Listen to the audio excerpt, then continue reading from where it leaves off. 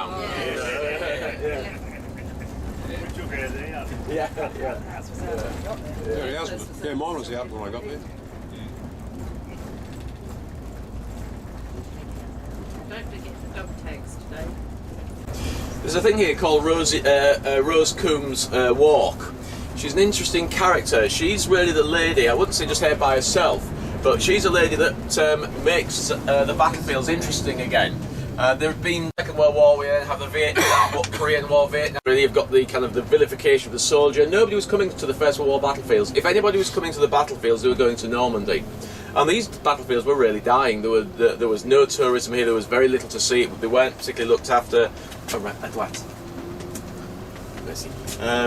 And so they were dying. She wrote a book called Before Endeavours Fade, which was seen as the last, before everybody forgets about the First World War, to go and she kind of went to Britain. There's an interesting comment here, and it actually is true. Soldiers used to moan that wherever the hospital was in Britain they were put into, it was normally the opposite side or end of the country to where they actually came from. And when you see it, you start thinking, was that deliberate?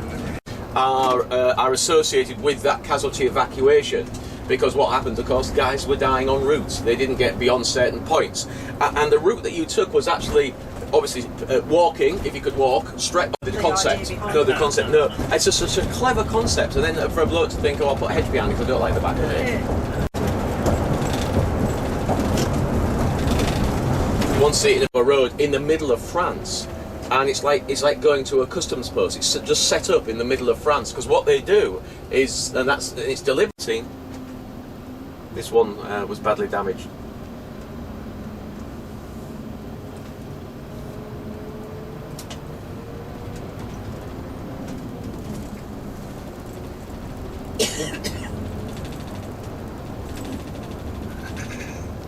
Flattened in 1918. So it's so flattened into bed. Yeah, but to have got that, close. Yeah.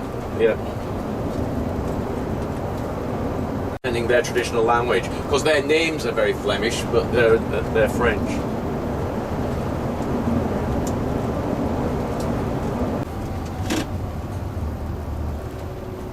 We are now in France.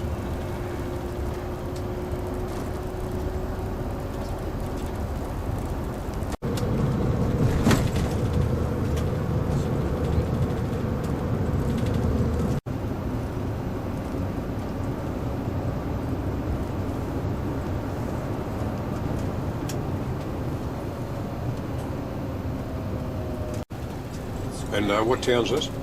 And it's Balloon. Balloon. It's a difficult one to say. Balloon. That's quite a large place.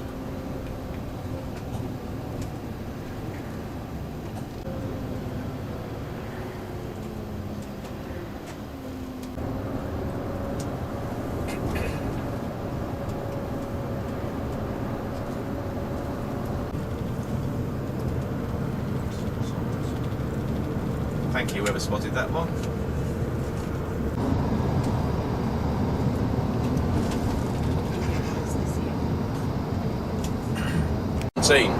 So, but the other four divisions will all be fed into the line here to learn their trade. So they're learning the trade, which is very different to the experiences they've had at Gallipoli. So they're learning about trench raiding, about mortaring, about the artillery barrages, about digging your trenches here, the style of trenches, because of course these are walls as opposed to trenches predominantly. So they're just learning it in this area. So it becomes known as the nursery area. Now Fromelles is part of that nursery area, but there's actually going to be obviously a battle there, an attack there. The attack is not a serious attack in the sense that there's no attempt to break through. It's going to be used as a diversionary to try and draw German troops away from the Battle of the Somme, which is now in full swing, because we're into the July of 1916, where the real serious fighting is going on the Somme battlefield. So the 5th Division is going to be used. They are by then are the only division still serving here. Everybody else is up on the 19th of July. Poitiers is on the 23rd of July, so it's just a little bit before. And that date is going to be one of the issues with this battle. A battle that shouldn't really happen, should have been called off, is not going to be called off because the commanding officer, or the overall commander, a chap called Haking, He's adamant that both the 5th Division and the British 61st Division, neither of whom have fought anywhere before, should fight somewhere, and this is as good a place as any. It actually wasn't as good a place as any, which we'll talk about when we get onto the battlefield. So the battle will take place. The reluctance for some Australians, certainly some brigadiers here, not to call it brigadiers, not to call it off, is based upon that simple premise that they want to be the first battalion, or first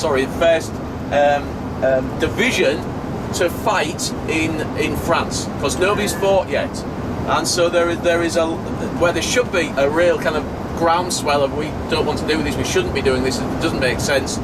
We're not going to get that here, and that's because there is a kudos with being the first division to fight in France. I won't say any more till we get closer, and we'll talk about it.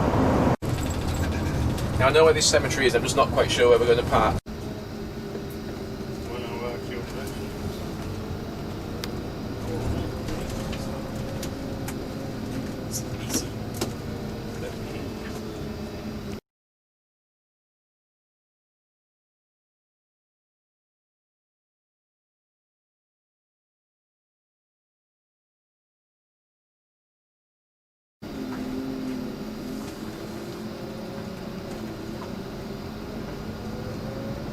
The things they're learning about is a new weapon that we've just developed, and it's called a Stokes mortar. A Stokes mortar has a round which is on a timer, so when it clears the barrel of the mortar on its way to the enemy, it doesn't matter how it flies, it has the flying kind of trajectory of a brick, because when it lands it will detonate because it's got a very similar fuse to on a hand grenade. So it's a great improvement on the previous mortar, which actually had an impact fuse, which only worked if it landed right on its nose, and it had a tendency to wag, because it had a big tail on it that wagged it, and it sometimes would land sideways, so it wouldn't go off. So this is a massive improvement, but it's a new weapon, and it's quite secret. And what they're doing is they're trialling it here against the Germans, and firing it against the Germans. Obviously the Germans can tell by the noise and by the sound of things going off, they know that something's new happening. They probably got a ram that didn't detonate and thought, well, this is interesting, what's firing it? We need to find out. And it's Australians in the front line that have got it. Now their instructions had been, bring it into the front line in the day, use it when necessary, depending on what you're doing as counter-fire or raiding or whatever, but make sure that on a night you take it well behind the lines, because the Germans are liable to raid to try and find what it is that's firing at them that's something new. And you know what's coming next? They didn't. They didn't bother. No, they thought, nah, too much effort to do that. You know, they're new to the front line, they're being lazy, and they couldn't be bothered. So they left it in the front line. On the date that this soldier dies, there is a big raid. They raid the Australian lines. The Germans deliberately, they cut off a whole section of the trench and going through it with a fine-tooth comb, killing quite a lot of Australians at the time. They find the mortar and they take it back. Massive embarrassment. But apart from the fact, not quite yet, because they decide not to tell anybody. Of course, so they kind of pretend it's still there, you know. So for the next 2 or 3 weeks, they've lost an awful lot of men, but there's no comment that the actual mortar is missing. At the end of this kind of trial period, they're asked to hand it in, and that's when it all kind of comes out that actually we don't have it anymore. The Germans have got it. So they lost it in the trench raid. So it was a big embarrassment to the Australians here in one of their first kind of major. Because they couldn't defend their own trenches because the Germans got in, killed a lot of them, and took some prisoners and took the mortar, and they hadn't obeyed orders by leaving the mortar. I don't think anybody got into trouble because the casualties were so high that during that raid that it was deemed that was punishment enough that they lost so many men. So.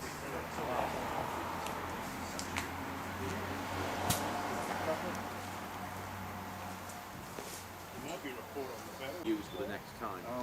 And so because Dennis is looking at is another So you've got this many bodies. yeah, we've got this many bodies, so we need to space it out, but also because we've got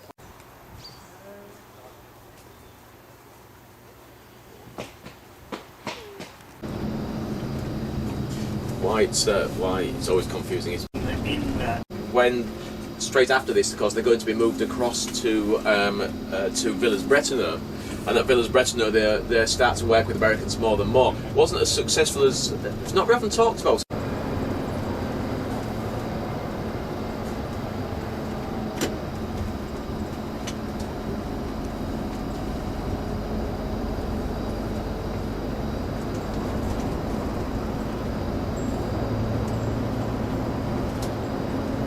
Germans are on it's a very shallow ridge. No, that's the word. A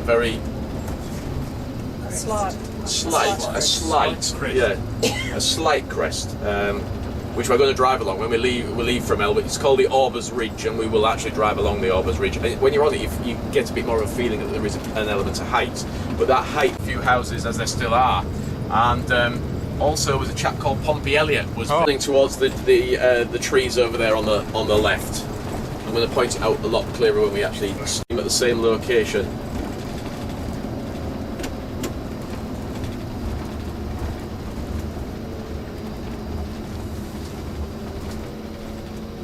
Ooh.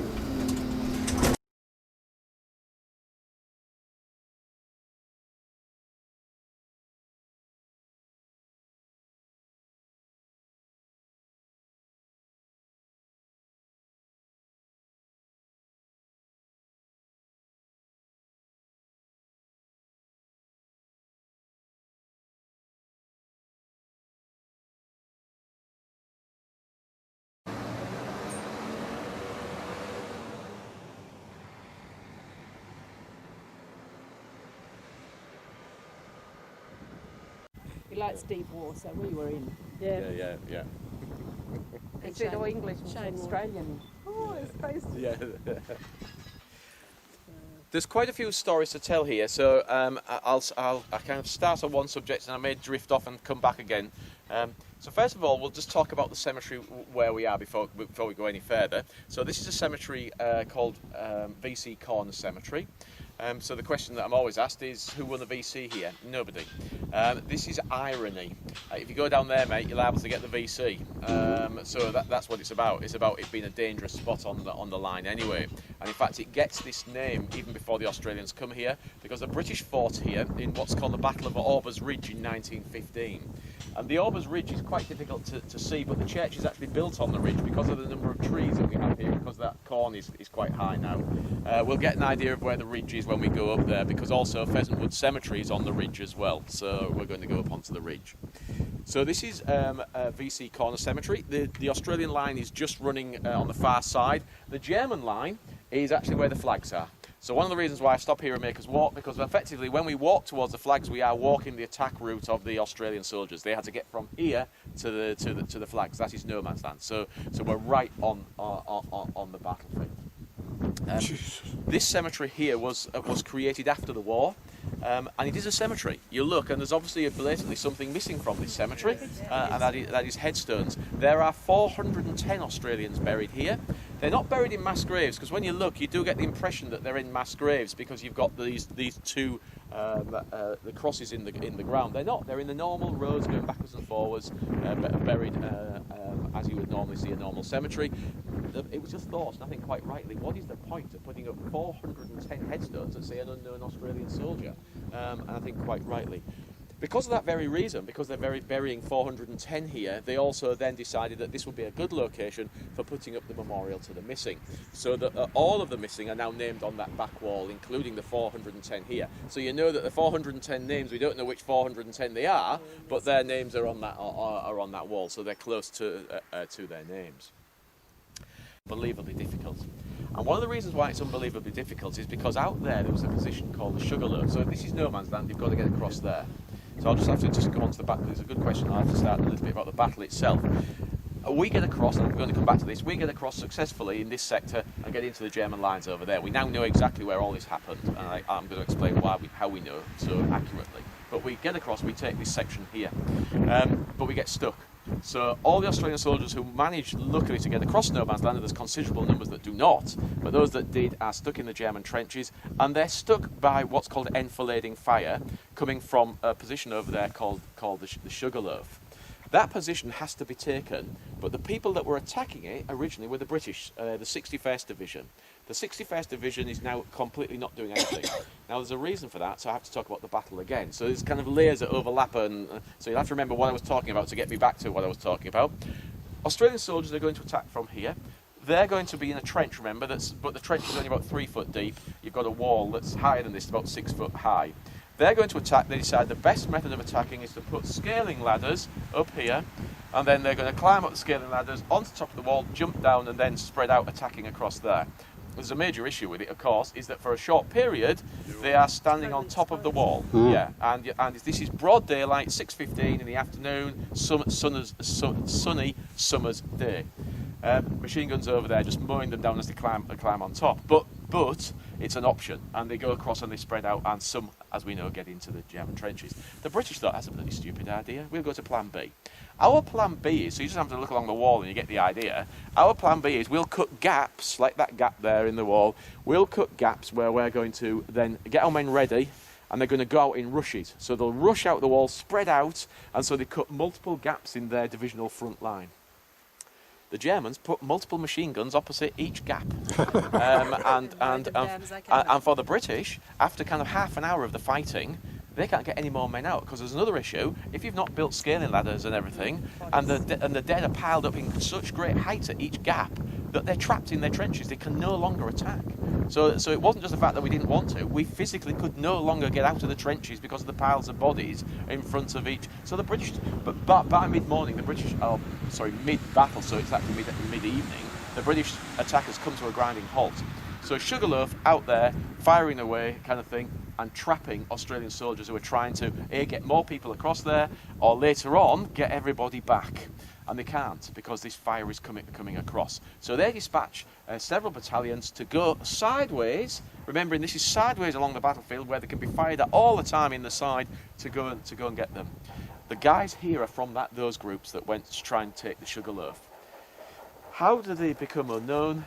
Is because this battlefield never moves. This battlefield to the end of the war stays here. There is no more attacks here after this. A, because it's just such a bad place to attack. B, because the Germans are going to reinforce it even more, and we're going to see some of them. They're going to build concrete bunkers in their hundreds on this ridge, and for a place to attack, this is not a good place. I don't just mean geographically, I don't just mean physically because it's flat. Geographically, there's not much worthwhile getting through to attack on the other side of this. We're a long way from anything that's important, and Lille will be the only thing that's important. So there's no attack here ever again till the end of the war. So all those guys that were killed out there, they are in no man's land. We can't get to them. So they lay there from 1916, from the 19th of July when they're killed, until the end of the war, November 1918. They were there for the whole time. So their bones were collected up literally at the end of the war, and they're brought here. But still doesn't answer the question, and I pondered this for a long time. Knowing that some of them will have their own dog tags, which are silver. Now, I need to show you the dog tags again, but the dog tags that they're going to wear, that are issue ones, will not survive that long. They will not survive, well, it's only survive months before they disintegrate. The silver ones that a lot of them will have had would survive. So how come we don't identify any? 410, not a single man identified. It just didn't make sense to me. Since then, I've read reports. Because they're in no man's land doesn't mean we can't physically get to them. And so patrols crept out on the night and stripped them of their belongings to make sure that the families knew they were dead. So they're checking who's out there. And in doing so, of course, they're taking their belongings off them, which is fine so that the families at least have a notification that they're taking the dog tags or anything that they can. But by the time we get to the actual clearance, there's nothing on them, because we've actually, combination of them being there the whole time and taking off their bodies the relevant documents. So that's so I'm going to actually do something, because I mentioned a comment there, enfilading. Creeping bearer. No. So what I want you to do is, I know it sounds ridiculous, but it just is very visual. I want you to all line up with your heels against this back wall here, so facing me. So all just line up. Yeah, that's it. Good. So imagine I'm a German machine gunner. Now, what you normally think of from kind of the war films and stuff, and especially from the Second World War, bunker, little slit in the front, machine gunner going, and shooting you all down as you're coming towards it. For the First World War, and actually for the Second, and even today, that is not how you use a machine gun. A machine gun is fired from the flank, because of course if I'm doing that, I'm having to swing it all the time to get as many, so I'm kind of getting this area, because I'm swinging this area with the barrel of my gun. Plan B, this is what you do. I come over here, and I fire my machine gun this way, and I don't move it. I don't move it at all. I don't swing it around at all. All my job is, with that machine gun, is to keep it firing this way as a regular, so not kind of, because there's two things. It's water cooled, the water boils out, the barrel gets worn out within 10-15 minutes, the barrel will wait if you're firing. So you're firing bare, so So I'm firing in bursts across here. I'm watching and I'm physically watching, so I know when to fire, when I'm going to get people, but I'm keeping that fire going down there. Now, if I'm really clever, what I'm also doing is I've got interlocking fields of fire. I've got another one over here that's doing exactly the same. Interlocking fields of fire. So it's not just one, because something may take that out, a mortar, a shell, the gun may jam. That would leave a whole swathe where the Germans can, where we can get through. Well, actually, it could be Germans. We are doing exactly the same tactic. It's a recognised tactic. With each gun, there is a team of men whose job it is to protect that gun. They fire forward as well as the normal infantrymen. So there are also snipers and people here who will pick off the guys that are going to get through the fields of fire. Now I'm just going to get you to do something because this is going to become very relative to the fighting.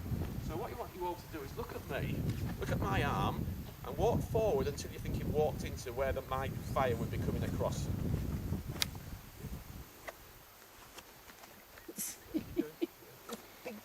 What you can see straight away, you're not in a straight line anymore. You're in a line that's, and this is what's called enfiladed fire, and it takes people in the flank and it creates these kind of lines. And in terrible battles, that's where they found the men. They found the men in lines, normally, for the Battle of the Somme, they were recorded as looking like Mohammedans. And it's lines of men, because what happens when you hit, you've got your pack and everything on, you're hitting the stomach area, which is around where you should be, where they're aiming to get you. You drop forward onto your knees, and then your head goes forward because of the weight of your pack, and they look like they were kneeling down with their foreheads on the ground, and they were. And apparently there's rows of men all in exactly the same position. And the Germans are going to use this, because the Australians have exactly the same problems. They're collapsing in those rows, just as you've done here. So we need to talk a little bit more about the battle. The battle here, the Germans hated it because this was an impregnable position. Even more so because they knew the Australians were coming. They'd intercepted communications. The artillery barrage is negligible because it's not a serious attack. So this is not a good attack. Even worse, if you're looking at the bad things, we've suspected that the Germans knew that we were coming. If that's the case in a diversionary attack, it's not really a diversionary attack if everybody knows it's a diversionary attack. And we'll come back to that as to why it goes ahead. Anyway, the Germans, because we get into the German trenches and take some of them and kill a lot of Germans in that section, they are furious because they cannot understand how this has gone wrong so badly when to them this was an absolute impregnable position. So they spend a lot of time in researching this battlefield. Now we've just found all that research. We didn't know it existed. The new book came out, I think, only about 2 weeks ago, and it's I can't remember what the title is, but it's the Battle of Fromelles from a German perspective. It's by a chap called Peter Barton, so that should go on the list of books to buy. It's quite controversial on some of the information, but it's very good. Peter Barton was the head of the archaeological team and research team that worked here during the recovery. Anyway, what it shows is something that's extraordinary, the length the Germans went to find out what went wrong. What they did is they sent men, patrols out into no man's land in the days after the battle, before any of the bodies had been cleared or moved by anybody, in the night to go and mark on a big map that's like a folder. I've seen a copy of it, and on that map are black dots that mark every Australian where they fell. Because what they're doing is they're checking them to see where their bullet marks are, where they've been hit, and exactly where they are lying on the battlefield. And what they're doing is joining up those dots of those lines of men. And they can project that back to their own line, and they can see which gun was killing Australians. So from that, they can see which guns were not, and they can kind of give them a bollocking for saying, "Why weren't you firing? Why is there nobody lining up with your gun?" What they're also doing while they're doing that, and this is utterly bizarre, is they're taking their names and they're writing their names underneath as well. Oh, God. So this map shows underneath the names of all the dead Australian soldiers on the battlefield. It's a new discovery. So a lot of the guys that are in Pheasant Wood Cemetery, we now know exactly where they died because from this map. The other thing they're doing, and this is the other great thing that we found out that I had no idea, and a lot of historians didn't, so I've been telling a wrong story here, is what did this landscape look like? Now I've been telling it as if it was somewhere like Passchendaele, that it was a bare landscape, lots of shelling going on, no cover, some shell holes, brown earth, and so visible from the second you stood up on here. It wasn't like that at all. This is over 18 months of natural growth out there, and so what it was canola that was kind of that high, reeds, wheat, all intermingled, all self-seeding for several years now, and it's all about that high. We know now from the German accounts they sent their field sketchers, because field sketching was still a trade, to sit against these walls here, so creep out in the night, and then to look back, and so looking from an Australian perspective of what they were looking at, and to sketch it and paint it so that it had a complete record in colour of what it was. We found those records as well.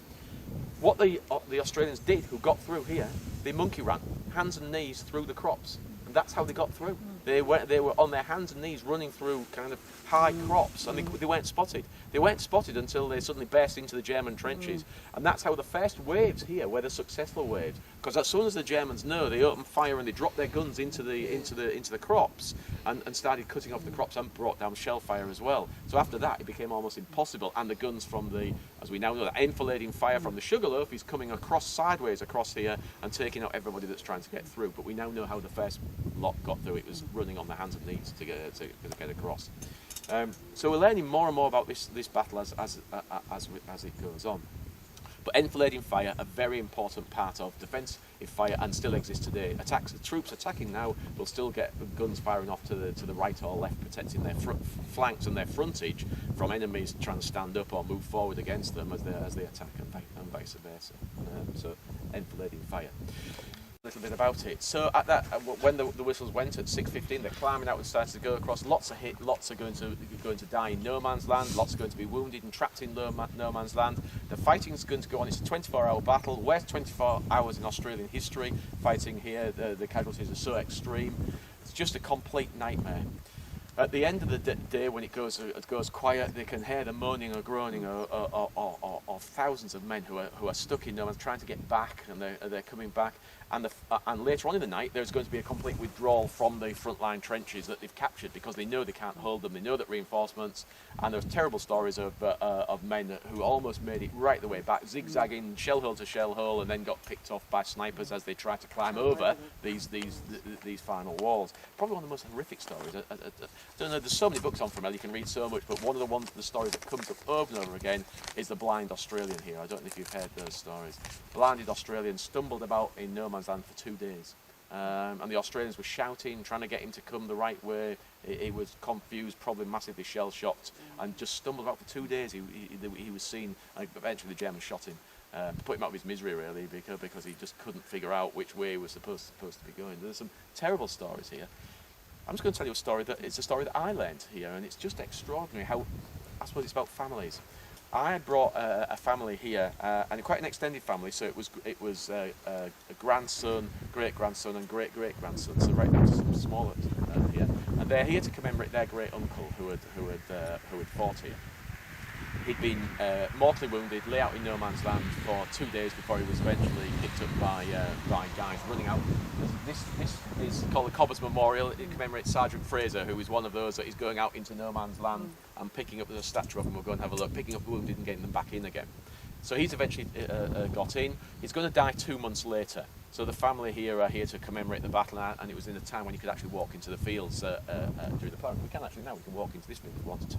So he's, we took him as near as we could, the family, to where they were. And I said, how much do you know about his death, the brother? And they said, well, very little. I said, have you looked at the Wounded and Missing Inquiry Bureau files? I don't know if anybody's heard of those. They're really, really interesting kind of files to look at. So we just need to talk about missing. We mentioned it before, what happens when you're missing. Well, what does happen when you're missing? You can't become missing for forever, so something has to be done. Well, what happens is people, it's the Red Cross, make inquiries behind our lines to make sure there isn't an unconscious soldier who we don't know who he is, that's not him, he's not missing behind our own lines. We then, because it's the Red Cross, they make inquiries at the prisoner of war camps in Germany and close to the front line. Have you got a wounded or an unknown soldier in a prisoner of war camp or have you got a list that you've not given us yet of prisoners? No, haven't. So it's still missing.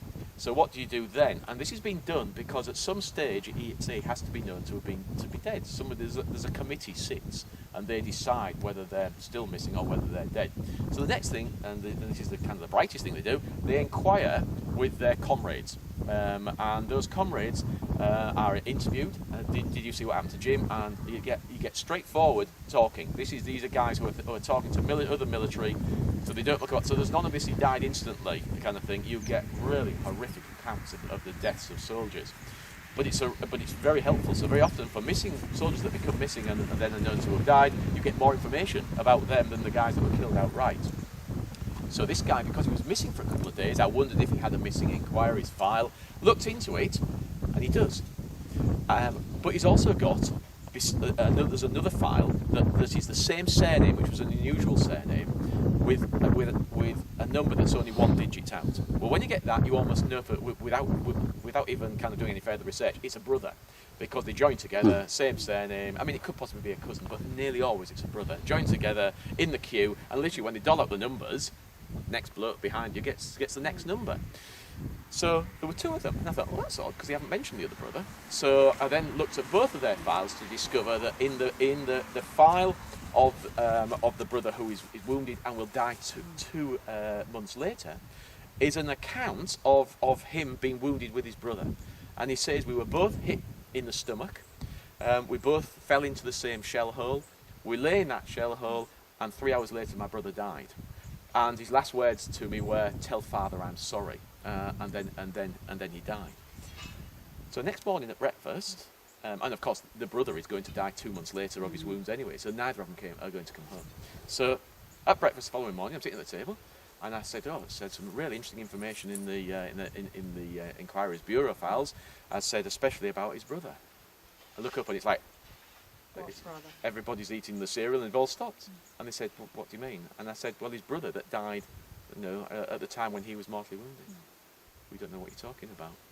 So they had no idea that there was another, and that they had another great uncle, effectively, or another, and all you can think of is that it's something to do with his final words: "Tell father I'm sorry." But for whatever reason, he's been written out of the family history completely.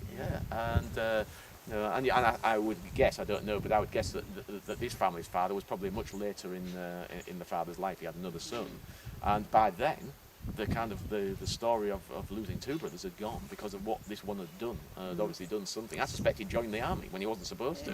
But they don't know. This family had another kind of like nearly a month worth of travelling in Europe. They said, all we want to do is go home because we want to know why we don't know anything about this story. And you just think, bizarre, isn't it? To things that you tend You've opened up a can of worms. Yeah, exactly. Yeah, inadvertently. But just a very moving story about the battlefield. There's a reason for telling that story is really to explain how terrible it was to try and recover the wounded here, to the extent where the Australian 5th Division forbid it. They forbid them to go out into no man's land to try and rescue their wounded. Sergeant Fraser, who we're going to have a look at his statue, actually gets the mention in dispatches. He should have got a medal, but you can't give a bloke a medal for disobeying orders, so he gets a mention in dispatches. There's something else that goes on here that's slightly odd, and that's, as I said earlier, that this battle went ahead. A lot of it was to do with the Australian 5th Division wanting the kudos of being the first division to fight in France, and also they're an untested division. They were raised in Egypt, so they didn't fight at Gallipoli, so this is their first battle, and what they want to do is go na-na-na to the 1st Division, who's about to go into action in a few days' time, and say, look, we're as good as you, we can, so there is an element of it wasn't called off because of that. The next thing's going to happen is quite sad, really. Normally, when you had a disaster like this for whatever reason, automatically, almost always happened that there is a treaty of some description with the Germans.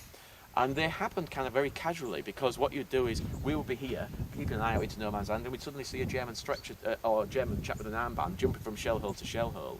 And one of the guys would say, "Fred, I can hear Jim out there, I know he's still alive, put your armband on and go and see if you can get to him, because we can see they're doing it. Nobody shoots at him."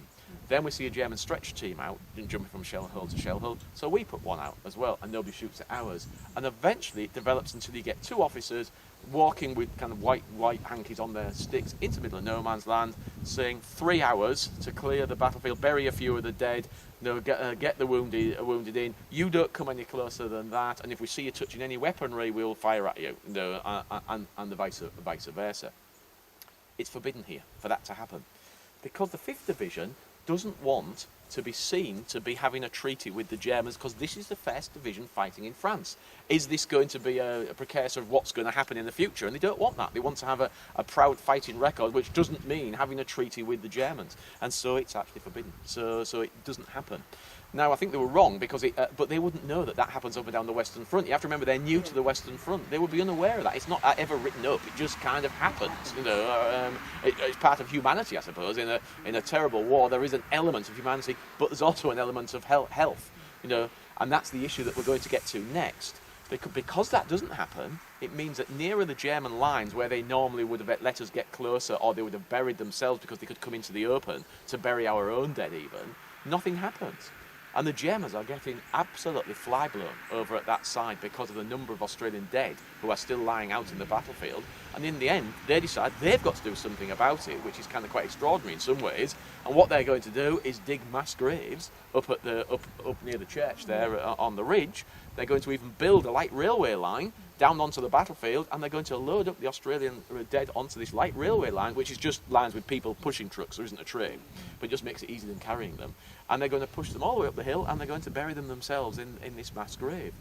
From the reports, we know they did something else now as well. They actually invented and built a high-pressure spray here that would spray a liquid disinfectant onto the dead that they couldn't get to, in an attempt to try and cut down the fly problem that they were having in their frontline trenches. So they were actually spraying disinfectant onto some of the Australian dead here as well. It's a very odd battle, this, and I find one of the most interesting ones because it is so very obvious as well. We can see the battlefield, and it is so terrible. You know, you just only have to look here. In fact, Matt McLaughlin, who I've been here several times with, hates this battlefield, especially on a gloomy day. You know, it does feel slightly oppressive here. To him, to me, I don't feel oppressive. I mean, they attacked on a day like this. The one thing we do know is a lot of them are still out there. You know, and I always find it quite moving that the guys are still there because they never got off the battlefield. Their bodies weren't all collected, you know, and bizarrely, they're intermingled with the British who died here the year before, because they weren't recovered easily as well, for exactly the same reason. And even more bizarre, and this is kind of where the whole battle is criminal, is that battle was a terrible disaster. And it wasn't just roughly in the same area, it was exactly where the Australian troops are fighting here. The year before we fought here, it had a disaster. So when Haking turned around and said, this is something I haven't explained, when this battle is fairly obviously not a diversionary attack, and nearly everybody knows it's a diversionary attack, what is the point of going ahead? Well, he says it's because the 5th Division is untested, the British 61st Division is untested, they might as well fight here than any place, and he calls it being blooded. They might as well be blooded here. It's a fox hunting term. When you went to your first fox hunt, you had blood of the fox wiped on your face. And so what he's saying is they might as well be blooded here. It's as good a place as any. It blatantly is not as good a place as any. You know, it is a place where we've already had terrible slaughter because of the flatness and the landscape. So why you would think this was? I think personally, it's because they're already here. They're all lined up. It's all planned. It's easier. It's easier to have it go ahead. And that's where slightly the 5th Division has to take a little bit of the blame, because if they'd shouted loud enough that this isn't a good place, but there was this kudos attached to the fact of being the first Australians to go into combat on the Western Front. You know, as it happens, they get none of the kudos because this battle is hushed up completely. And there's a fairly blatantly obvious reason for that. If this is the first place where Australians are going to fight on the Western Front, and they've just come from the disaster of Gallipoli, this is not good, really. And what is this going to do for recruiting? In a volunteer force that is reliant upon volunteers wanting to come here, you know, lots of casualties, lots of death, disaster, Gallipoli, evacuation, come to the Western Front, let's show what we can really do on the Western Front. We've reinforced everybody, first battle, disaster, and potentially, well, as we know, the worst 24 hours in Australian history. That is not a good start for the Western Front. So this battle is completely hushed up. And as I said yesterday, there's only 2 places you'll find reference to it. It's here, because it has to be. There has to be something here. And on that 5th Division memorial, where it says the first one is Fromelles. Wherever else we go now, you'll not find it named anywhere. No, it's a yeah, exactly. It's a diversionary attack using a whole division. That's a battle. No, it's yeah. It just happens to be the reason for it is as a diversionary attack. It's still a battle. You know, it's, yeah. So this is the Australian front line. The flags over there that you can see, that is the German front line. They are literally on the German front line. Bloody hell. As we go that way, it actually gets wider. It goes wider as it goes out into this open field system over there. As it goes this way towards the woods, and the line is actually running towards the gap in the trees. You see the gap in the trees? So it's running. So the line is running like that. It gets tighter as it gets over to that side. We are now across to the German front line. Carrying that much weight. Where you get soldiers going into battle with loads of weight is because they're in the later waves that are attacking when the front line should have already been taken, and they're due to drop their stuff in the newly captured front line. They get caught carrying all the weight because the first waves have not taken the front line and they're still carrying the stuff that they're supposed to drop off before they actually attack themselves. Yeah. So generally speaking, in fighting order, it's something that they would have got used to. They would hardly notice it. I mean, a lot of people, when I hand them a rifle at my house, I've got rifles and machine guns and things. And when I hand, as you always do, and I hand people a rifle, and most of them go, bloody hell, well, it's a ton. Most soldiers would actually, because they've been training with it and it becomes part of their, without your rifle you feel odd, it becomes part of their lives. And I know from my experience of serving in the Royal Marines that it's one thing that's drummed into you over and over again. Where is your rifle? You have to have your rifle in your hand all the time. If you look down and think, God, where's my rifle? You're in trouble. You have to have it, and it becomes part of your body. So most of them would hardly be aware of the weight of the rifle or aware of their fighting gear, because that's what they're always in.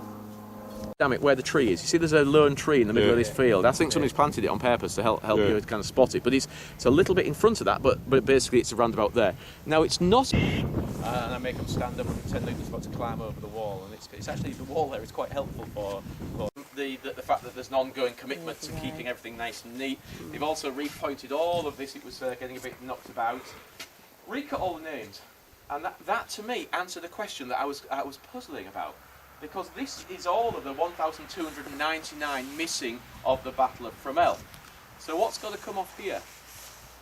Yeah, those guys.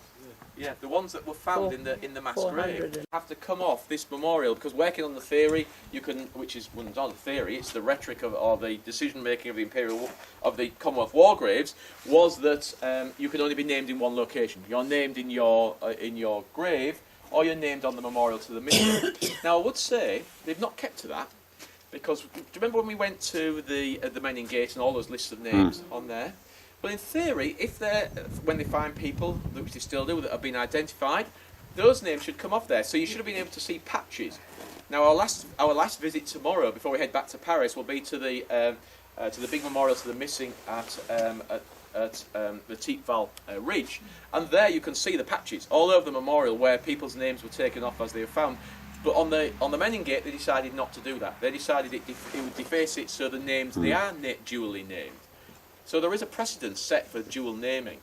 So here, when they recut these names, I thought, oh, well, they're obviously not going to take them off. But since then, I've seen the head stonemason, who runs all the stonemasonry in the area. I know him, he's a friend of mine.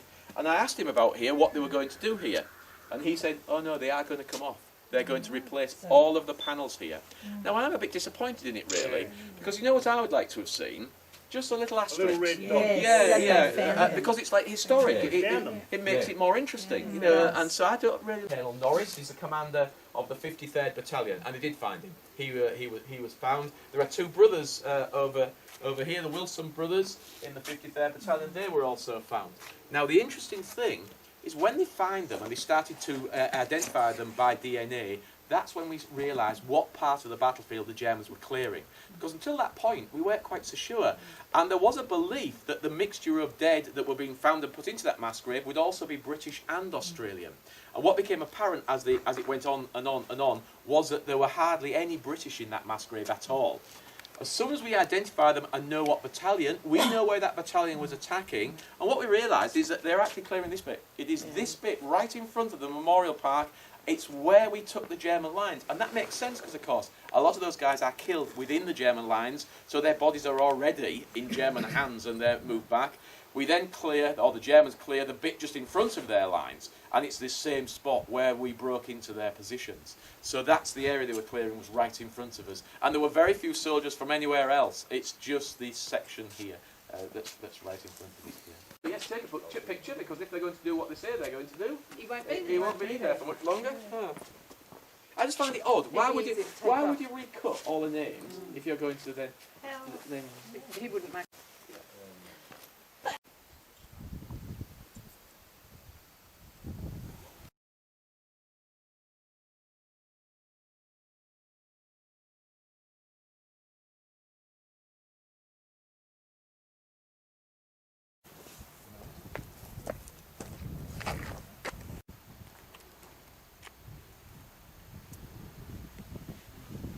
Is one still used to today. When I joined the Royal Marines, one of our commando tests is to run 100 metres carrying somebody like that with all of your kit and all of their kit as well.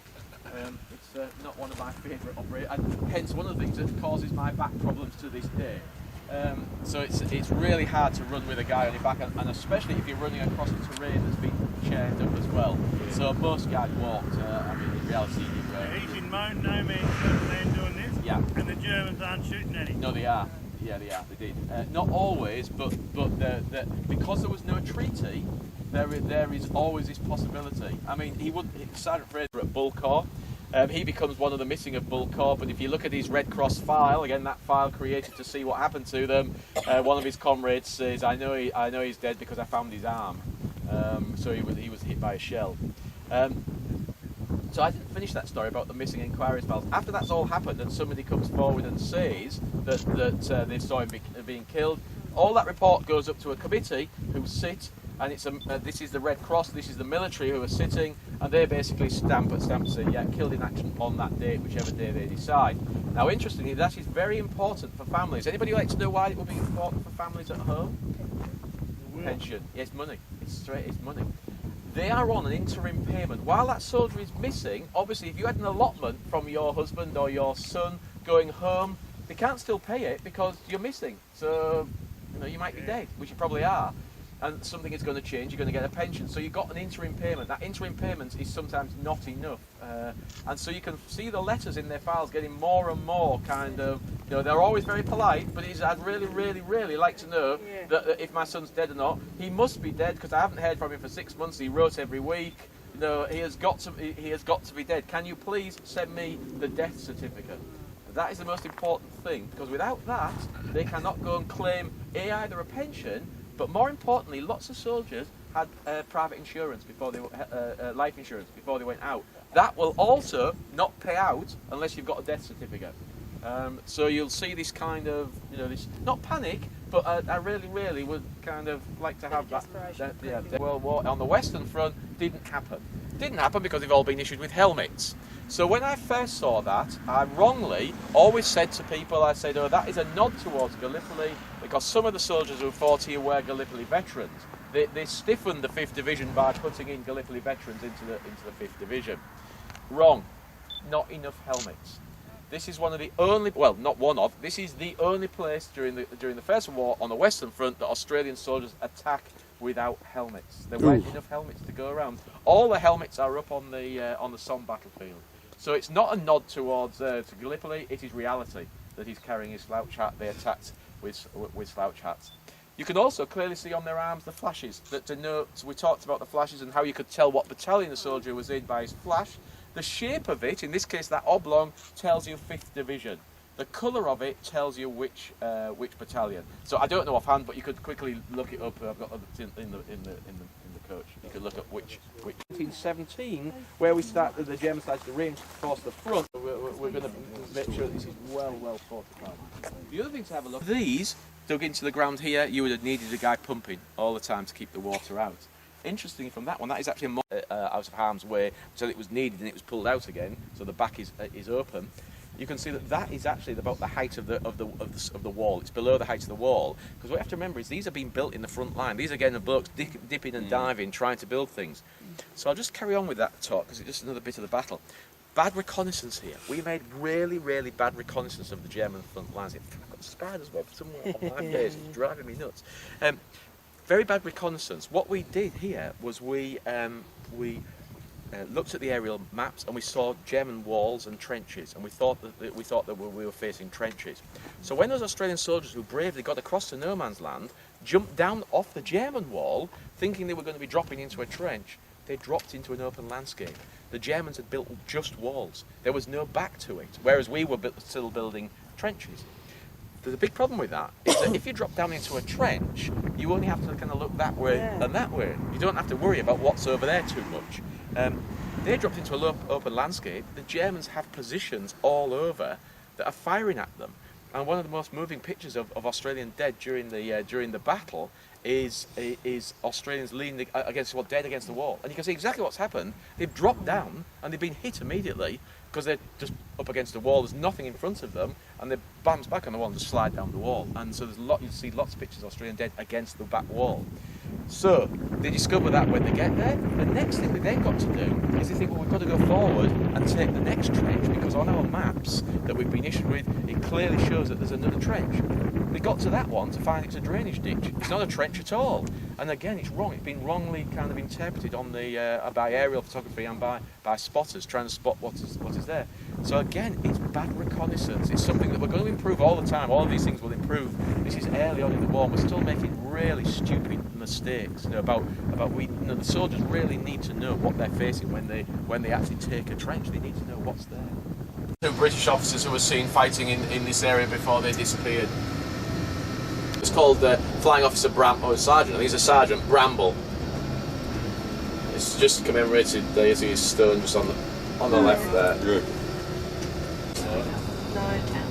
So this is Pheasant Wood on the left-hand side, so set back slightly. So that's Pheasant Wood there.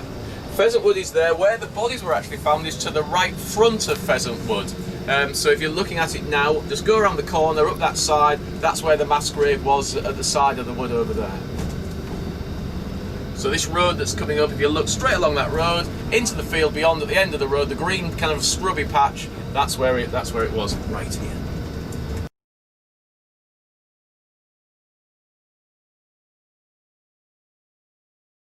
The 250 soldiers who are going to be exhumed from the little mass grave at Pheasant Wood.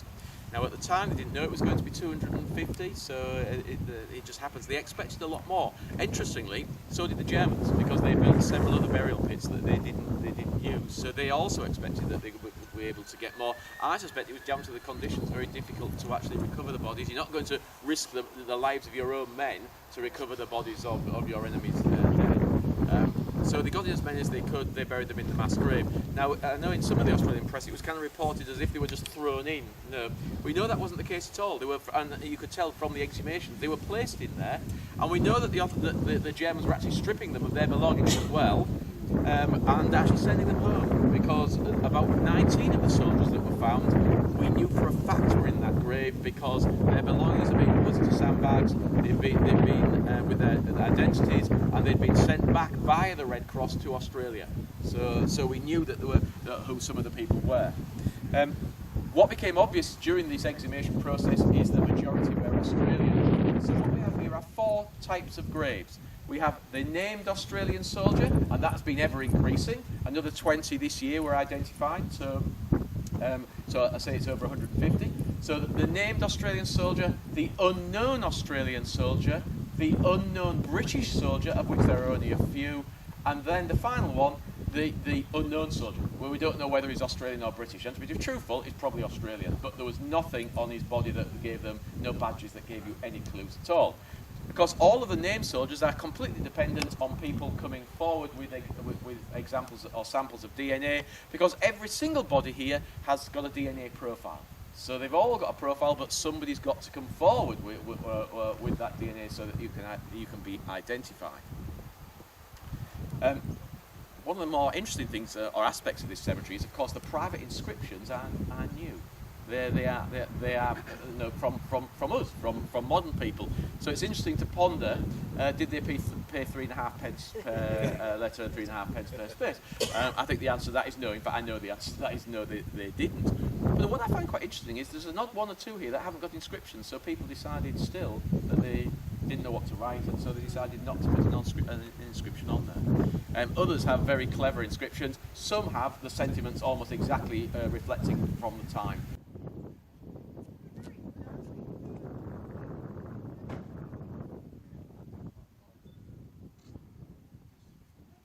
Onto the battlefield of where they were, so it faces their place of original death on the battlefield.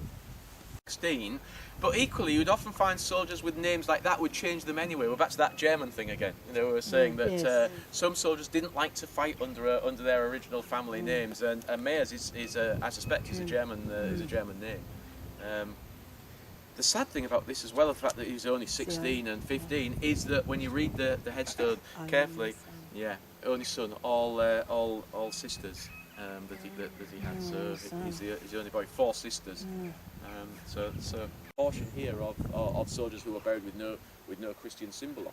The two brothers are second row up on this walkway, two in, and then... Hang on, what's that church over there? Yeah, that's Aubers. So for the British fighting here, this was called the Battle of Aubers Ridge. And this is the ridge. It runs from Fromelles to Aubers, and you can clearly see it. That's a bunker. Can you see this halfway in between the two on that ploughed field?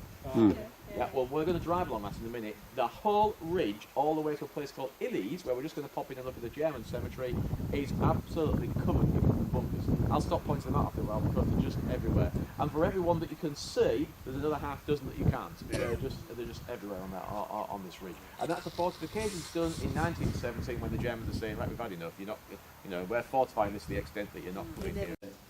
I see what you mean. You mean of the overall. So if we said 1 million people to follow, and we lost don't know. 100,000. Yeah.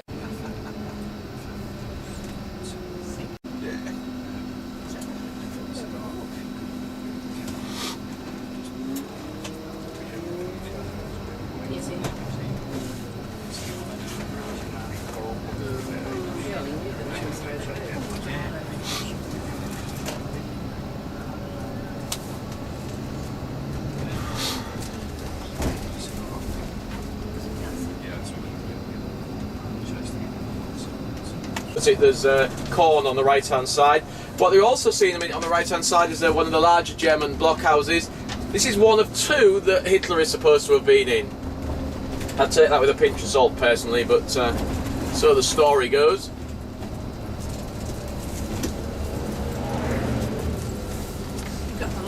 Yeah. We've got field guns up here. You've got a very good field of fire across a landscape, remember, which is devoid of trees. The trees would have already been, would have gone. There's one of the more interesting bunkers on the western front coming inside in a second. It's covered in ivy, but you can still see the slot at the top where they would have taken off some slates off the top of the actual house roof, and then you could see it's a blockhouse. So I have this fantasy about buying that corner of the field, putting a little fence around it, clearing it all off, and explanatory panels about what you see is just, again, it's normally just bushes and things. And we actually didn't fire the guns from inside them, but they took the guns into them to keep them sheltered, and then when they needed them, they dragged them out. So that's now turned one. It's actually, just recently, he's covered over the back, so he's actually using it as a garden shed.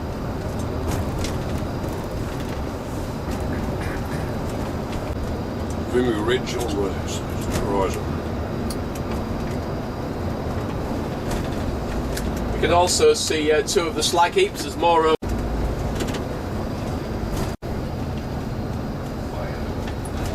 two of them. Yeah. So I was thinking. Big things on the top of it.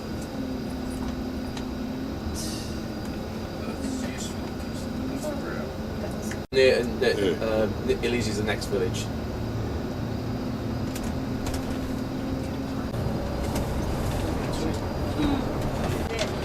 Yeah. That's the one that went in, that one, the first one there. It's big. Yeah.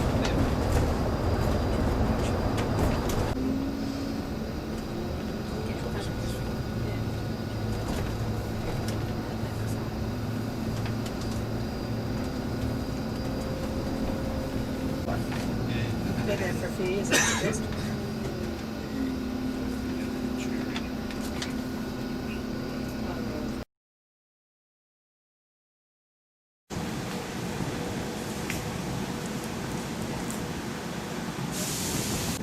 This German cemetery is an original German cemetery. It's not one of those concentration cemeteries, even though there are concentrated graves here, but they were done by the Germans themselves.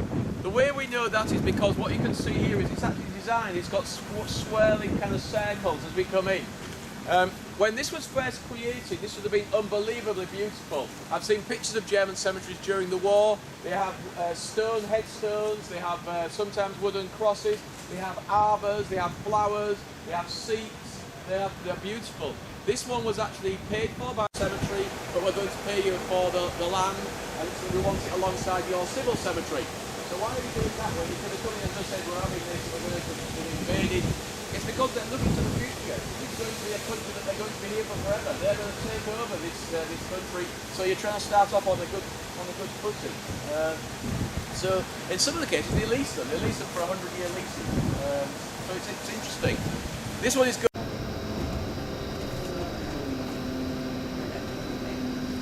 and they're both in Lewes. Lewes was the battlefield for Britain of 1915. 1915 and 1916. Landscape beneath the foliage is the landscape of the Great War. It was never levelled or planted other than by the trees, and so it's completely devastated. And then we're going to see it because it's the Canadians bought whole swathes of it and then preserved it, but it is still actually preserved underneath the trees.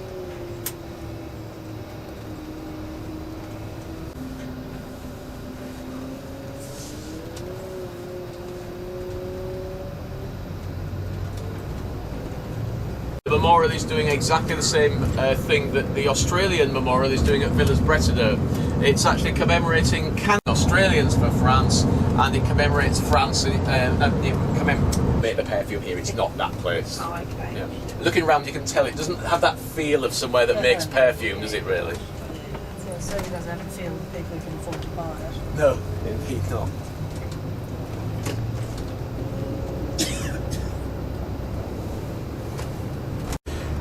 Say bought by the Canadian government immediately after the war, thank goodness.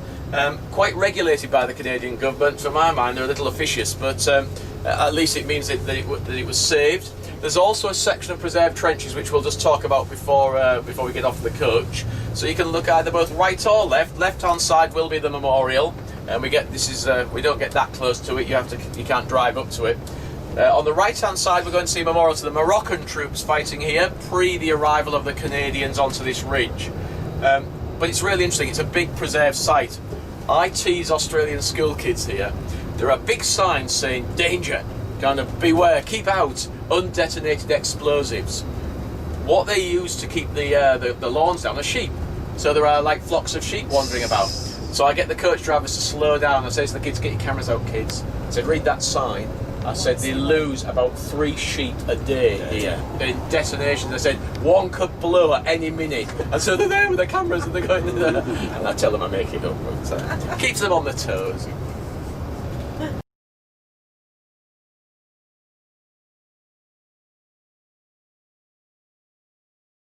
Croatia, quarry had been shut since the Second World War.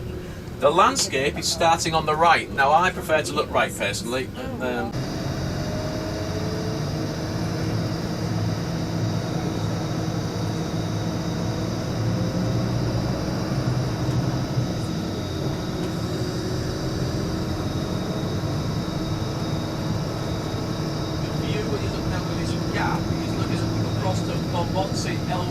It's a destroyed abbey on the skyline over there. That's an abbey that was never rebuilt. It was flattened in the fighting ground. This is what it's like: a combination of trenches, mines, and shell holes. Now the big holes you see every now and then, like this one, those are from underground mine warfare. So it's mines being detonated underneath German positions.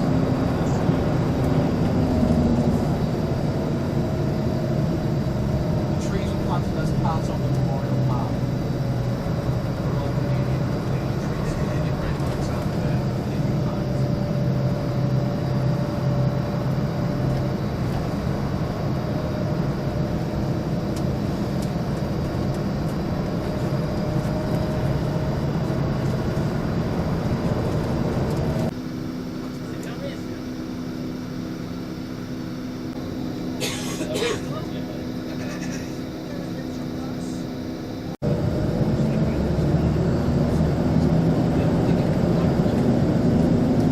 Two trenches were very close to each other. Now I always describe them being the distance you would throw a cricket ball is the distance that trenches the closest they'll ever get, because they become untenable, because all you're doing is lobbing grenades into each other's trenches. You know, a cricket ball is the same as a grenade, and so I always describe it as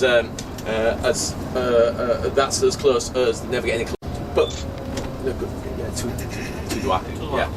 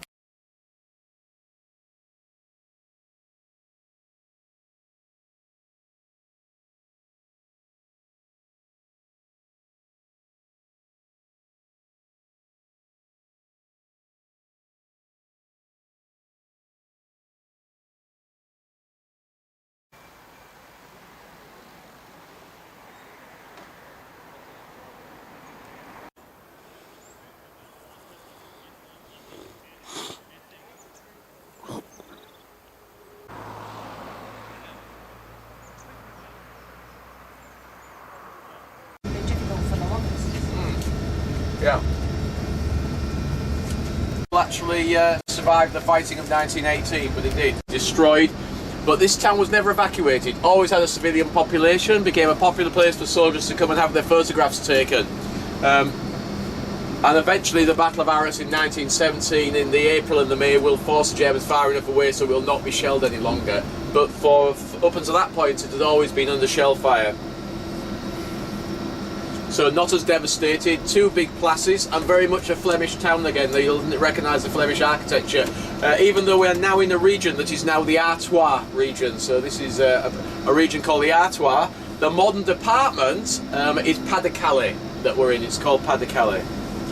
Regiment. Newfoundland at that time not being part of Canada, and the Newfoundlanders commemorating 5 memorials over the Western Front, the efforts of their men, just 1 battalion fighting in a British division, but it's very, very beautiful memorials, caribous.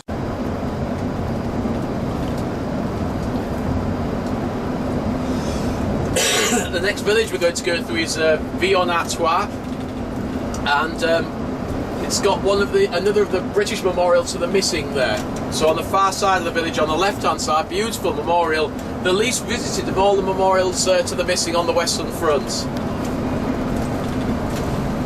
And mainly because of its location, I suppose. It's not part of any of the battlefields that kind of inspire us, the Somme, or horrify us, the Somme, or the Battle of Arras, or Passchendaele, or Third Ypres. It's just in the advance to victory.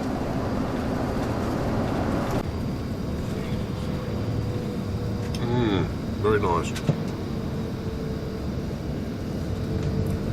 Very classic.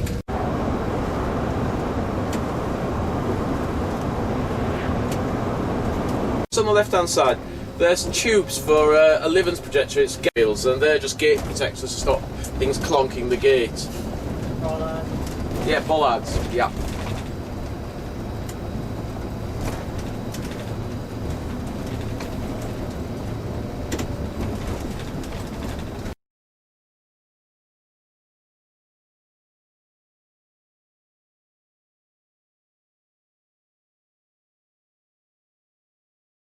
Line is effectively at this point here it runs. It actually comes down the well, in some cases hundreds of bunker again, and the odd concrete bunker. Now here they went through big efforts to get rid of the concrete. Trees over there, and it's an old railway cutting, and they're going to be coming on the 11th of April. They're going to be coming from behind there to attack and to try and take this section of the Hindenburg line. So why this time on the 15th of September 1916? But we still really haven't decided how do you use tanks properly. So here there is a cunning plan. It's not going to work sadly, but it is a cunning plan, and it is part of the development of the battlefield. How really? But nobody's really worked it out. Do the infantry go behind it? Do they go in front of it? Do they stay right up close to it? Or do the tanks attack in mass and go forward? And here they've come up with an idea. When you attack the German trenches, you always bombard them first with high explosives and shrapnel, then kind of the whistles blow and you attack. One of the issues with that is, that tells the Germans exactly what's coming next. So plan B, why not use tanks? The tanks can drive out, crush the barbed wire, which is the other thing that the bombardment does, it cuts the barbed wire.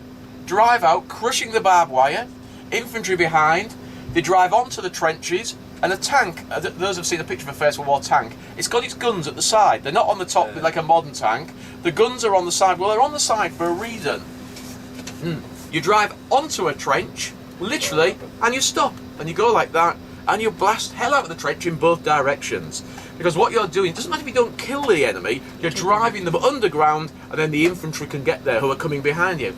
All sounds good. It's a good plan, and it's a good way of using tanks. But however, it's all got to work together. And at this stage of the war, we are really rubbish at getting things to gel together and work properly. So initial planning, great idea. The other thing we have is a massive problem with communication still, and always will have, and that's why you have to have a good plan B. So if something doesn't happen, you have to already discuss what are we going to do if this happens, and we haven't. We just still don't do that. So, the morning of the battle, it's a dawn attack, first light, whistles ready to blow. Where the hell's the bloody tanks? No tanks. infantry instantly thinking, do we go or not? We need to ask somebody. Can we ask anybody? No. Communications already cut by German batteries firing. Why are the German batteries firing? Because they've already intercepted our previous communications, so there is no surprise element here as well. So no surprise, no tanks, and infantry that feel they have to attack.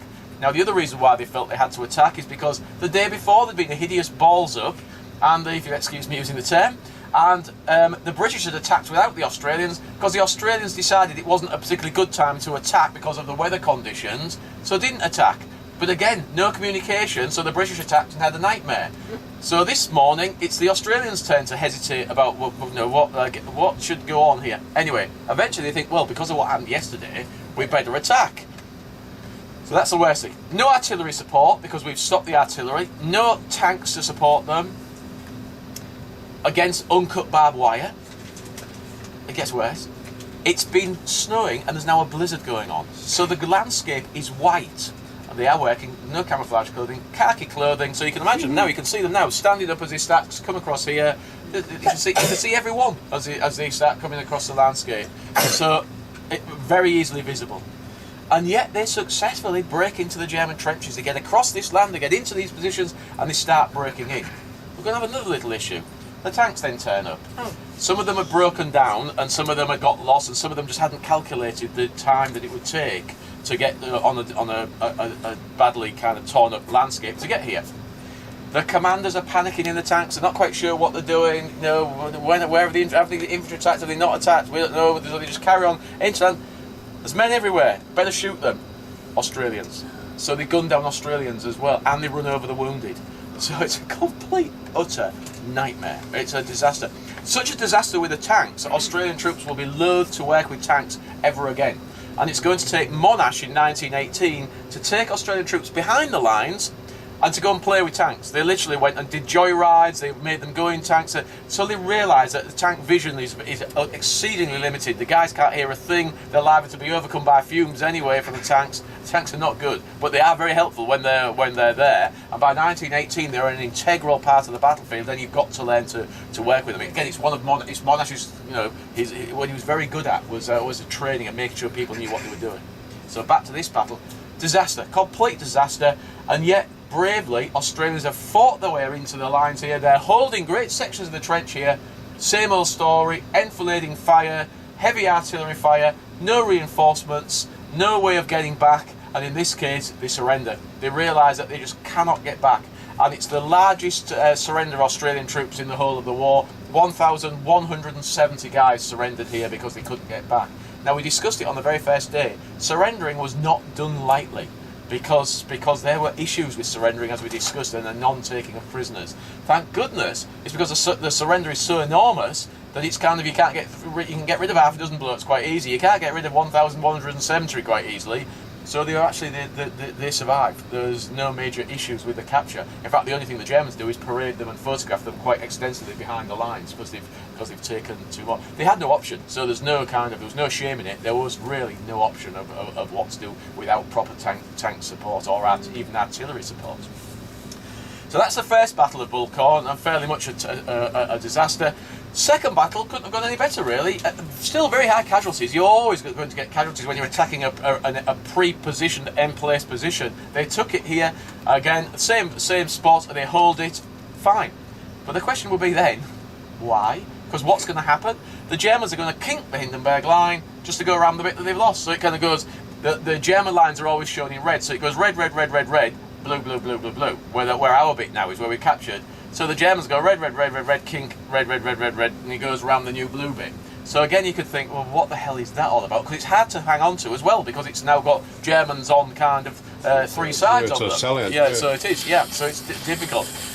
The key is, I know it sounds stupid, we are learning all the time, and we are learning that if we get it right, we can take the Hindenburg line. This is the May of 1917. In the November of 17, the Battle of Cambrai, over there, just on our right-hand side, mass attacks. We punched through the Hindenburg line all over the place. Well, no, not all in one specific place, but in multiple so it collapses at that point. That will eventually equally become a disaster for completely different reasons, and it's about not pouring enough men through, and we learned something again there, that we have to, if you're going to break through, you need to pour thousands of men through the gap. But what we do learn is that we can take the Hindenburg line. That is the only time we take it in 1917. From behind that, we're going to get this big German spring offensive, and so we then come back to the Hindenburg line in 1918, where we put together everything that we've been learning, and that is the last 100 days. And as I said, the last 100 days can't be underplayed really. It was everything that we'd learned in 4 years of fighting suddenly comes together, and with not that many men compared to the Germans, and we get it right. So we do win the war by being on top tactically and by getting it right. But the cost obviously is just ridiculous in getting to that point. So, 2 battles of Bullecourt. Not, if you look round here, what tells you we're even on the battlefield? There's nothing. It's one of those odd battlefiels here where no cemeteries were built here because we're too near to the front lines. You'd never built cemeteries too close to the front lines. The farming has come back. Until the 1980s, there wasn't a single memorial here either. There was, in my view, one of the better memorials, the Bullecourt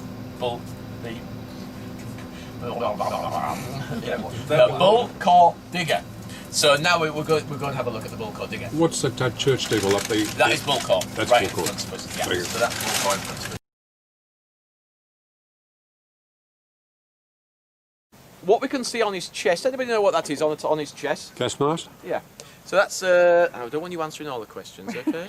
So that's because we're now in a period where gas is readily being used, but it's still in a gaseous form. In other words, it's blowing about. What we've got, chlorine and phosgene gases being used. 10 miles those clouds could blow, so just because he's in marching order, and that's what this soldier is in, it doesn't mean that he's necessarily going to be, he's away from the front line. Is he away from the gas? Not necessarily. So they always had their gas masks at the ready. Below that, in the crook of his elbow, we can see part of his ammunition pouches, 4 on each side, containing his 303 ammunition for his SMLE. So you can see that in the crook of his elbow. Those are canvas little pockets with poppers on that you pop to open, and then you pulled out the clips of ammunition. They didn't carry magazines. You know, in the Second World War, we see them changing magazines. They were top loaders. They have got magazines, but they decided not to issue them. You open the bolt at the top, and you add they're on a clip, and it's called a charger. You put it in the top, and you press, and you could push the bullets in from the top into the rifle. In front of his hand, he's got who knows what that is. Right in front, the top is round the back, and it clips onto the front.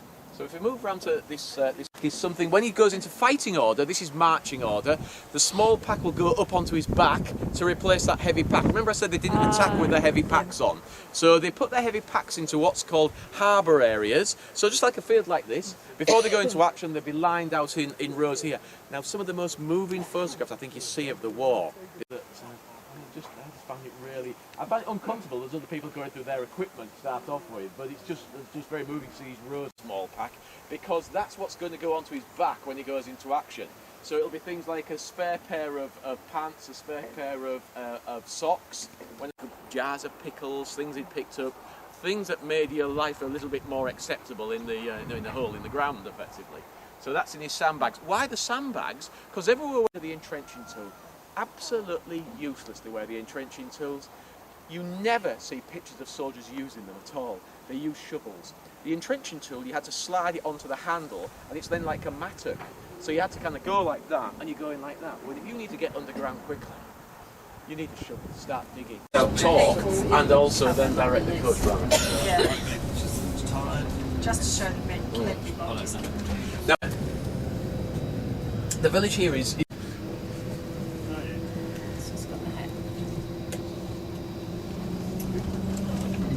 Oh yeah, and it's an original slouch hat, you know, it's just covered in bronze. I said, bronze is poured at umpteen million degrees. I said the slouch hat won't be in there, it can't be. It would have, the second that the hot bronze was poured. But it's one of those kind of stories that somehow just stays. The flags and the badges of the nations wear. But in the spring, they're going to fall back to these positions. So the landscape we're crossing is a landscape that they fell back from the Somme, off the ridges where they're forced, near my village. They're going to fall back, the Germans, onto these positions. What they're going to do with this land is called scorched earth. So all of the villages in this area, until we get to my village, were destroyed deliberately by the Germans to make sure that the Australian and British armies and everybody, the Commonwealth, following up the withdrawal, had no shelter. They poisoned the wells, they left those booby traps and things. I mentioned about the town hall in Bapo blowing up, that was one of them. But it continued right the way to here. So the whole distance we now travel until we get to the outskirts of my village is going to be destroyed deliberately. Some of it was destroyed by our shelling, I have to say, because as we're moving forward, we are also shelling Germans.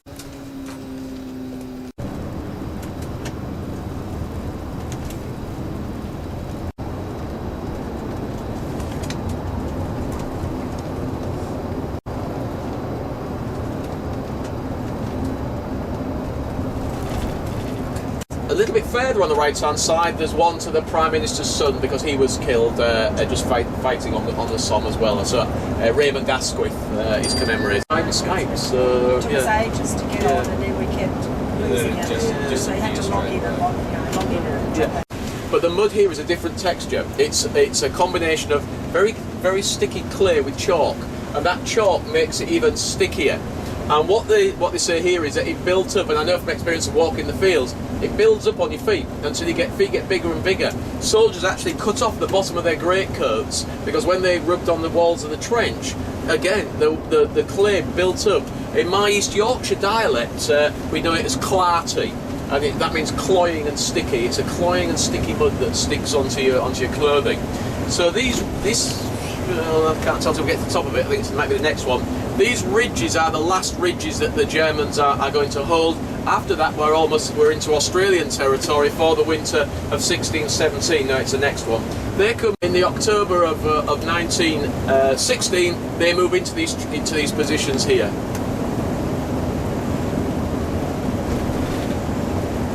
So as we crest this is the German frontline trenches. They're running slightly off, going well from this side, and then they curl and go over there towards the woods over there. The village right in front is flared, so if you imagine that the Germans are on this, they can see all the skyline, everything in front going, and remember there's no houses, no trees, no nothing. That big wood that you can see right in front, we're going to go past it. That is known as Delville Wood. That is now the South African National Memorial for Warfare on the Western, well actually worldwide. So that's all owned by South Africa. There's another wood up on the right-hand side, you get a clearer view in a little while. That's called High Wood, and that's the one that's estimated between 8 and 10,000 bodies still within that wood. Same numbers in Delville Wood, but the difference is Delville Wood is a memorial. High Wood on the right there is not, it's a working wood still. So this is those frontline trenches. I'm not quite sure where that trench is, but it's somewhere just here, basically, that he's going to be mortally wounded in. Yeah. Ridge almost over there, just beyond it. So it's this valley here somewhere that are all the Australian frontline trenches. So why would have he gotten sent right down to Rouen? Because he's surviving that far. You know that you get moved further and further back, okay. But sadly he's not going to get any further than. So this is the village of Flare, and it was a deliberate choice to come and live here. We wanted, when we were setting up the bed and breakfast, we wanted something that was right on the battlefield so that people could open the door and be on the battlefield, yeah. Fleurs. Yeah.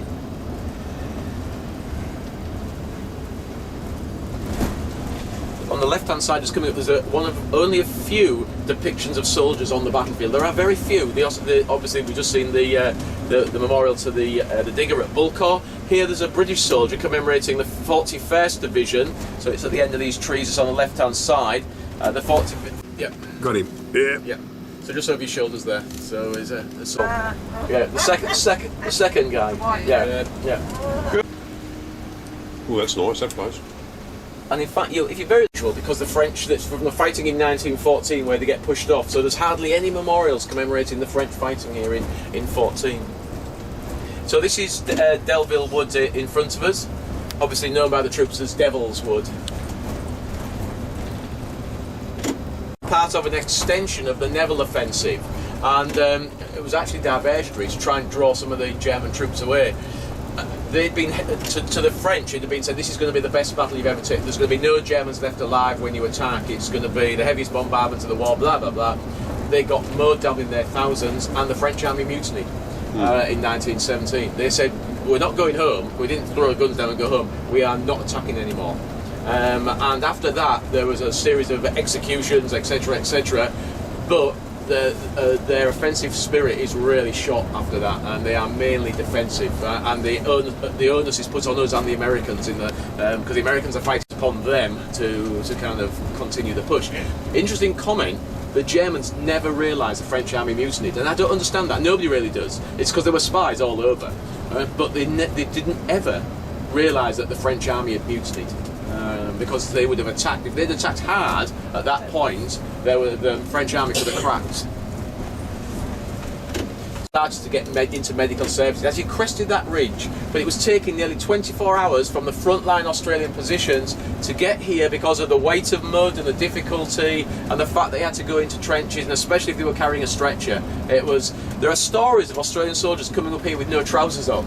No change there then. No, it's because they had to get. 16-17 winter was really To get out of the mud very often, especially if they had waders on. The only way they could get out of the mud was to step out of their trousers and leave them and the boots and everything there.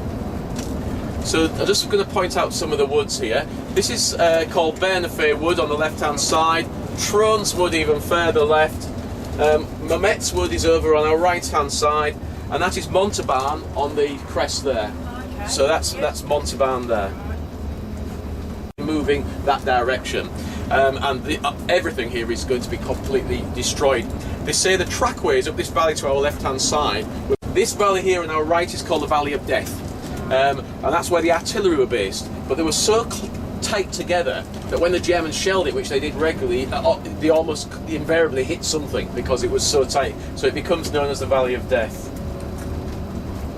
There's a big cemetery coming up. Yeah, this is Bernafay Wood Cemetery.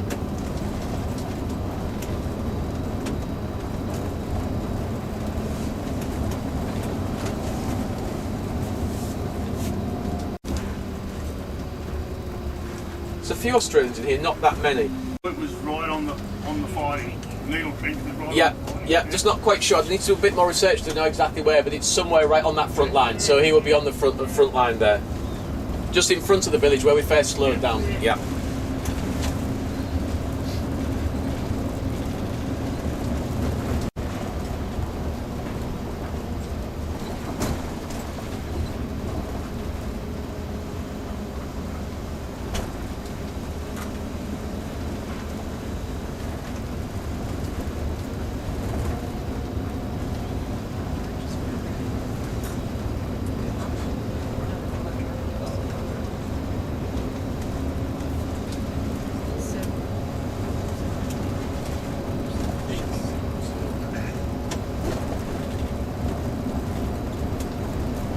For this kind of height, the chalk that's below us, so we can readily tunnel, this is why they're here. It's because of that ability to see what's coming and to be able to withstand counter shelling, because you can tunnel and you can go underground. Oh, okay.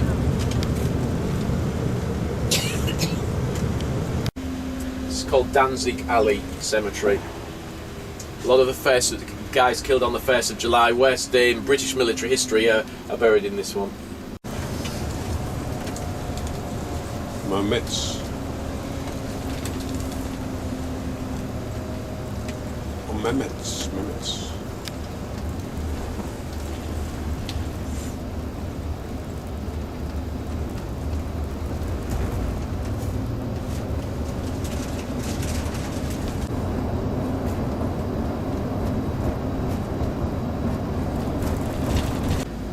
And it's now a light railway that they're using to take them up to a place called Healy, and at Healy station they're transferred over onto full-size trains, and from there to Rouen. Yep.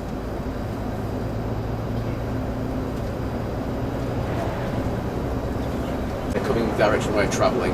Coming that way. Yeah, Denoncourt is below us in the valley to our left-hand side, which was held by Australians. Because you needed to have an operation to get you any further back at all. So it possibly could have been just going out.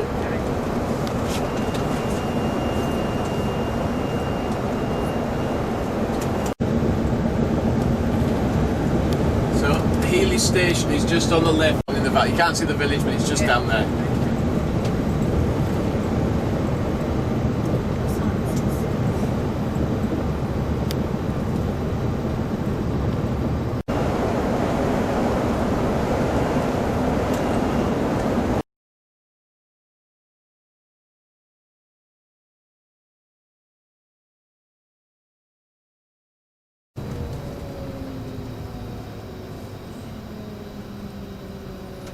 where the resistance had notified London that they were going to shoot a whole resistance cell here.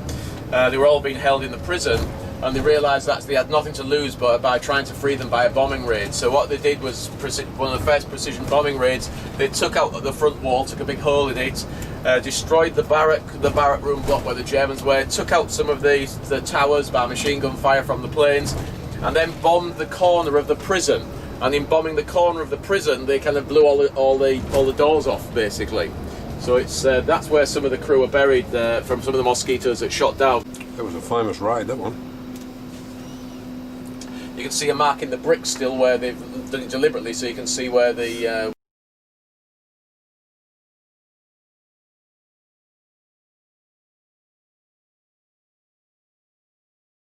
now, just beyond the door, which is in the middle, it's you'll see it coming up. So just so you can see the V in the brickwork. Just there.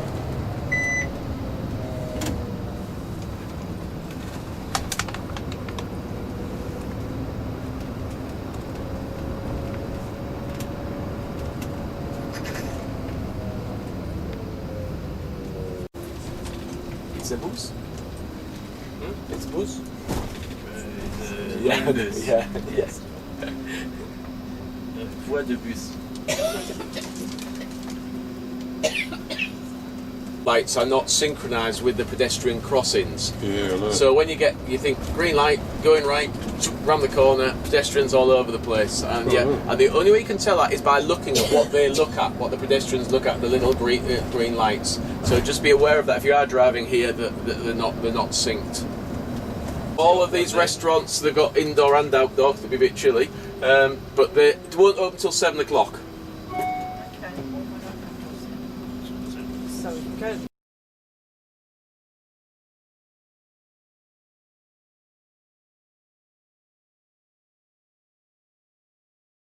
It's literally 2 minutes away from our hotel to get here.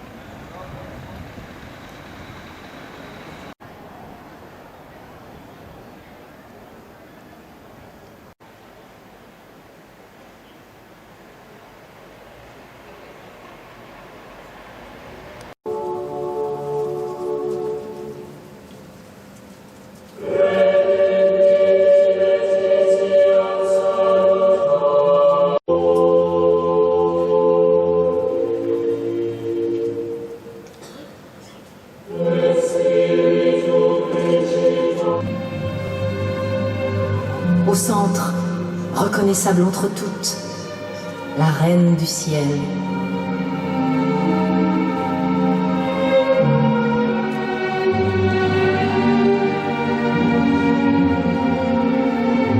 La mère Dieu.